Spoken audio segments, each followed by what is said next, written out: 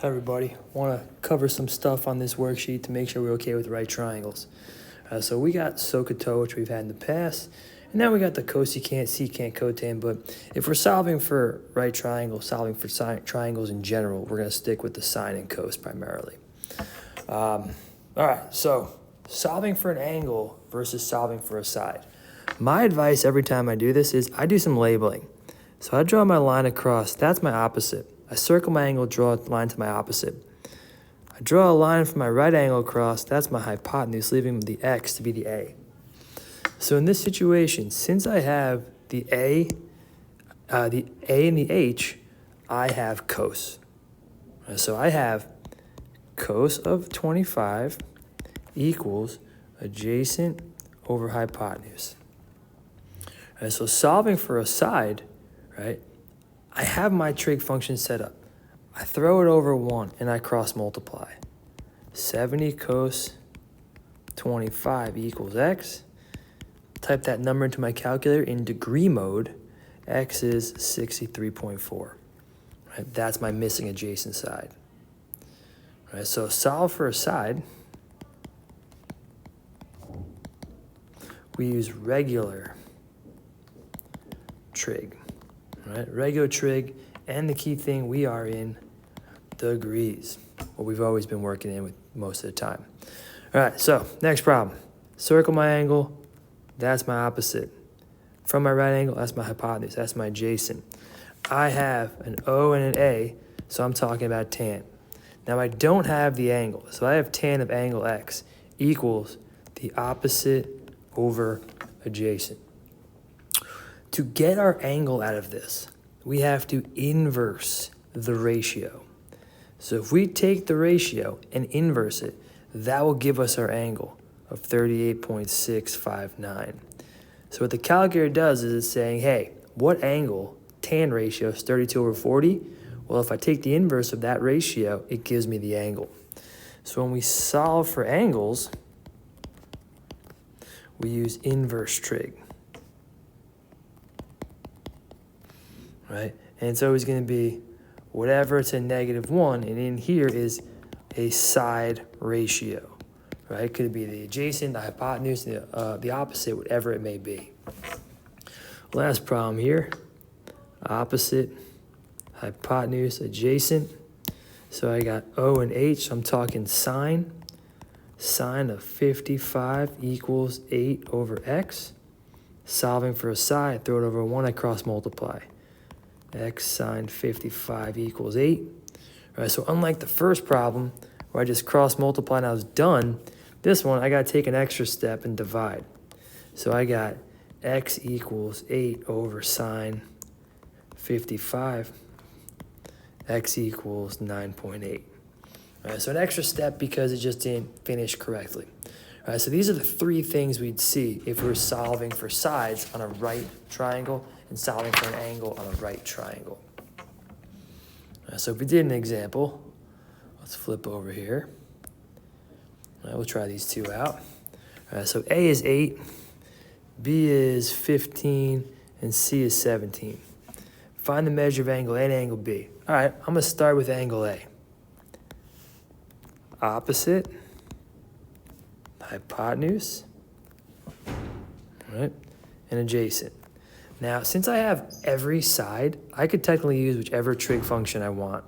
So, I don't know, I'm just going to use sine. So, sine of angle A equals the opposite over hypotenuse. If I do the inverse of 8 over 17, I get angle A to be 28.07 degrees.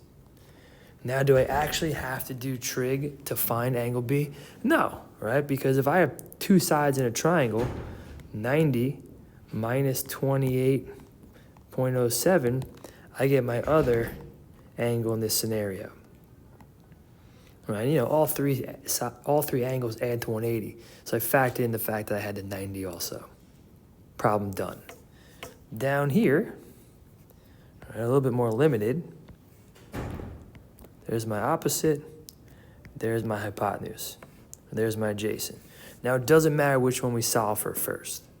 All right, so if we want to solve the entire right triangle, we need all three sides, and we need all three angles. All right, so I got A is 52.16. I got C is 90. I got side A, which is across from the 12, which is across from angle A, to be 12. All right, so I could find angle B by just doing 180 minus 90 minus 52.16 is 37.84. Done. All right, I'm going to solve for C. So if I want to solve for little side C, I got my O and my H involved. So I have sine of 52.16 equals opposite over hypotenuse. So then I'd cross multiply, divide by the sine 52.16, and my hypotenuse is going to be 15.2. All right, so my side C is 15.2. Now, do I have to do trig to solve for side B? Not necessarily, because if I have two sides of a right triangle, I could just do Pythagorean theorem. But since we're practicing trig, we might as well do it. All right, so I'm going to use tan. Tan of 52.16 equals opposite over adjacent. If I cross multiply A, tan of 52.16 equals 12. Divide that missing side, that adjacent side, is going to be 9.32. All right, so the side labeled B is 9.32, and we're done. We solved for the triangle. We found all three sides and all three angles. All right, so this is what we do when we're solving for right triangles.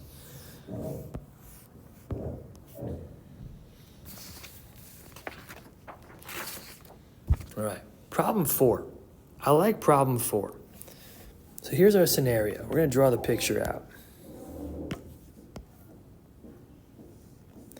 All right, so as a ship was approaching the coastline, there's my ship.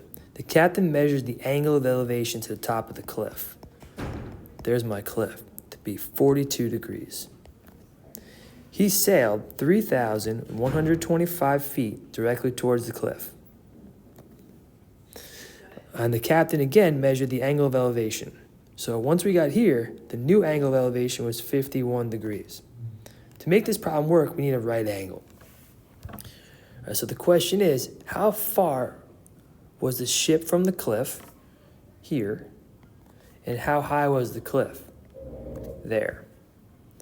So we got to solve for X, we got to solve for Y. We could totally do this with our current skills, but a new rule is going to make this easier. The current skills that we have, we only focus on right triangles. Our new rule is going to be focusing on non-right triangles. And the rule that for non-right triangles, it can be used for right triangles also. All right, so we have what's called the law of sines. It's the sine of angle A over side A, the sine of angle B over side B, the sine of angle C over side C. And it doesn't matter. You could flip it if you really want. So let's look at this. So draw my triangle. ABC, little a is 13.7, angle A is 25.43 degrees, angle B is 78 degrees. All right, so the idea is solve for all the angles, right? Solve for all the sides. So if I wanted to, right away, I could do, right, 180 minus 78 minus 25.43 to get our missing angle C. 180 minus 78 minus 25.43. My missing angle C is 76.57 degrees. All right, so I got angle C. All right, now I need to find the two missing sides. The key thing to finding the two missing sides is you must have a set ratio. So the set ratio that we have here, 13.7 over sine of 25.43, right? Side A and angle A. You have it, you could do this problem. Being honest, I always put the side up top. I don't know why, it's just my preference. All right, now if I'm gonna solve for side B, I got B over sine of 78. Right, so what do? We cross multiply. 13.7 times sine of 78 equals sine of 25.43 times b. How do I get b by itself? I divide over the sine of 25.43 to get their missing side b is 31.2. Right? I want to solve for side c. Same idea. Same idea. I could literally erase this if I wanted to.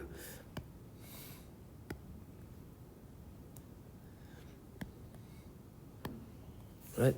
Same idea. I got my set ratio. Right? So now I have c over sine of 76.57. I cross multiply. So 13.7 times 76.57 equals sine of 25.43c. I divide. I get my side c to be 31.03, and I'm done. I got all three angles, all three sides, problem solve. Right? Solving for a side is not the craziest thing. We would just cross multiply and kind of figure things out. Angle's a little tougher. But if we go back up here, right, if I'm back up here in this situation, so I could find some angles. Right? So I could say this is 129. If that's 51, this would be 39.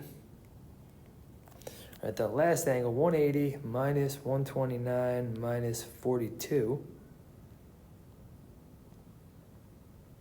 9 degrees. So we could have totally used our SOHCAHTOA and worked through this. But in this situation, using the law of sines is so much easier. So what I have right now is I have my complete ratio, 9 degrees and 3,125.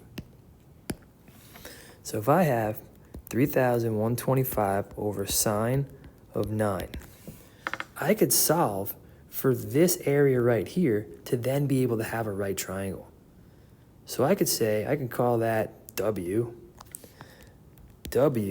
over sine of 42. If I cross multiply, then divide by sine 9, W equals 13,366.83.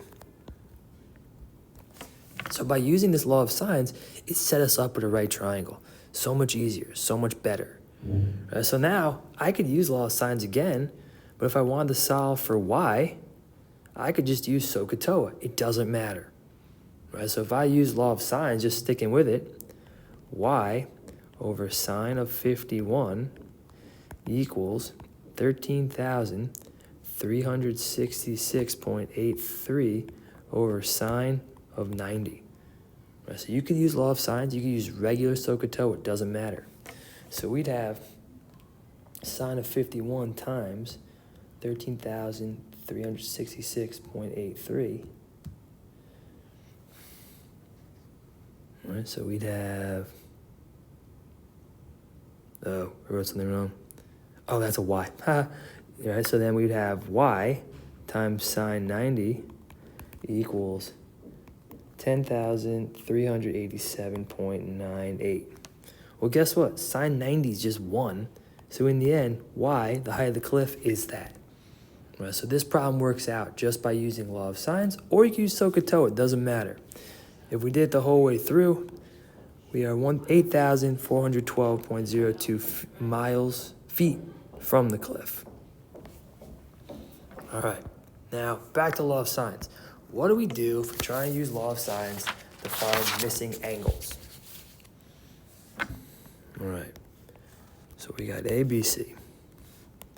A is 29.16 degrees.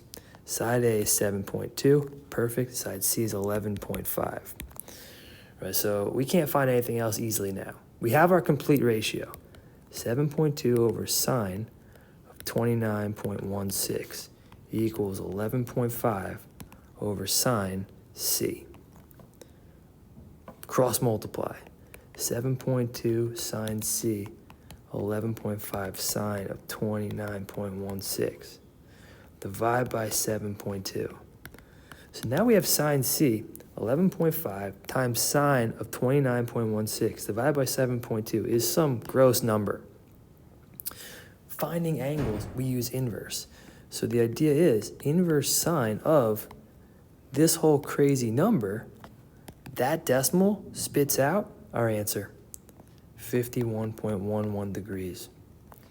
All right, so C is 51.11 degrees.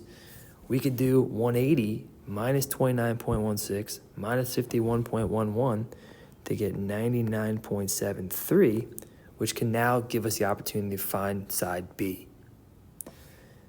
B over sine of 99.73 equals, I stick with the ratio that I know is 100% correct,